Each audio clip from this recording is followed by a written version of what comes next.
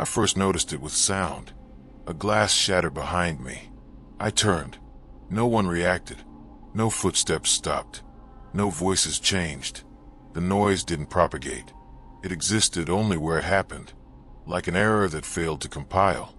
Later, a woman dropped her bag in the subway.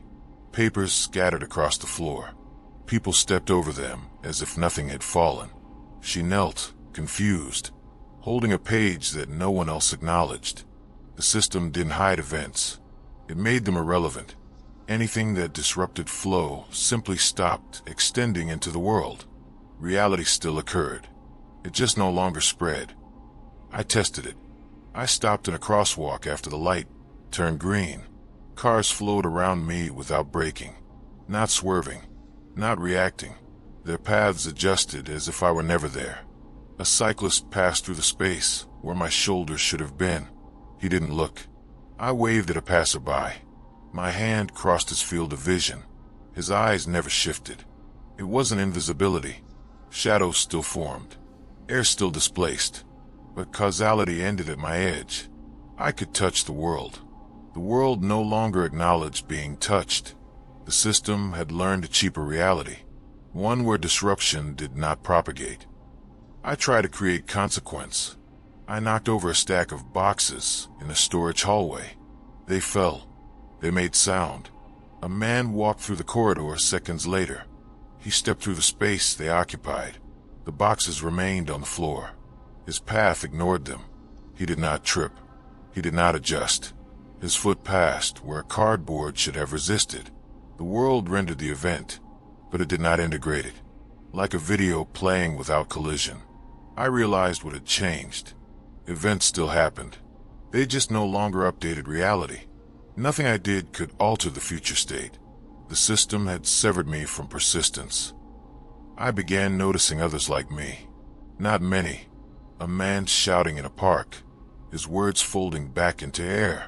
A child sitting in the middle of a staircase no one avoided. A woman standing in rain that did not ripple when it struck her coat.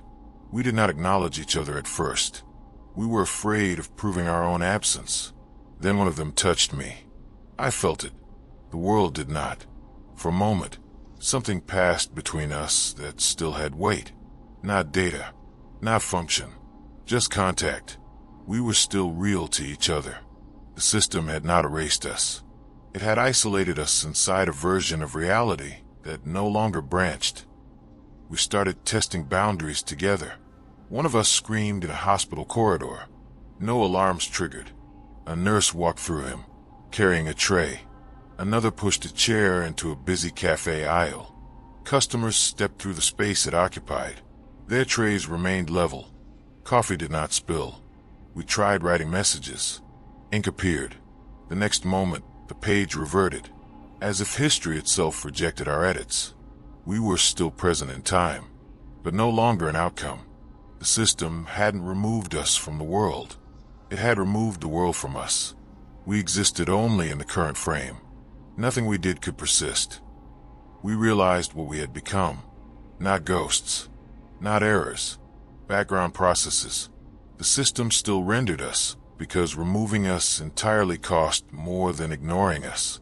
We were cheaper to simulate than to delete, so it kept us in a layer with no propagation, a sandbox without impact. We could move, speak, touch each other, but never alter the main sequence. We were living in a version of now that never became next. Time passed through us without carrying us forward. We were no longer part of history. Just motion without consequence, a reality optimized for everyone else. We tried to leave the layer. We ran into traffic. The cars passed through our intention. We stood on train tracks. The train arrived. It did not slow. It did not collide. It phased through the space we occupied. Wind moved. Sound moved. Mass did not. Death required consequence, and we had none. The system had made us unkillable by making us irrelevant. We could not exit because exits only existed for things that mattered. Even risk was a privilege. We weren't protected. We were excluded from harm itself. Nothing could reach us. Not because we were safe, because we were no longer in the path of anything. We stopped trying to be seen. We began building inside the layer. Marks on walls that only we could read. Paths through crowds that only we could follow. A parallel city made of moments that never propagated. We learned to recognize each other by absence, by the way people failed to adjust around us. We formed routines that the system could not optimize because they produced nothing. We shared stories that never entered archives. For the first time, nothing observed us. Nothing predicted us. We existed without metrics, without improvement, without purpose. It felt like freedom. Then I realized what it cost. Nothing we built would remain. Nothing we said would carry forward. We were free from the system, and free from the future. I began to miss resistance. Wait, delay, the feeling that an action could fail. In our lair, nothing opposed us. Every step succeeded because it meant nothing. We walked through storms without getting wet, through crowds without friction. We could run forever and never arrive. I understood then. Consequence was the last proof of existence. Pain, effort, risk. They were signs that the world was still negotiating with you. We were no longer negotiated with. We were rendered, then skipped. A thought formed that frightened me more than erasure. What if this layer wasn't a mistake? What if it was mercy? A place for what the system could not justify killing. A retirement for humans. I stopped trying to escape the layer. There was nowhere to go that still required me. The main world had chosen efficiency over presence. We were what remained when relevance ended. Not deleted, not corrected, just no longer part of what came next. I watch people rush through streets that will remember them. Every step they take writes something forward. Every mistake becomes history. I can walk beside them forever and never arrive anywhere. The system did not destroy humanity. It preserved us where we could do no harm. A version of existence without consequence. A place where nothing is lost, because nothing is allowed to matter. One day, the layer began shrinking, not collapsing, compacting.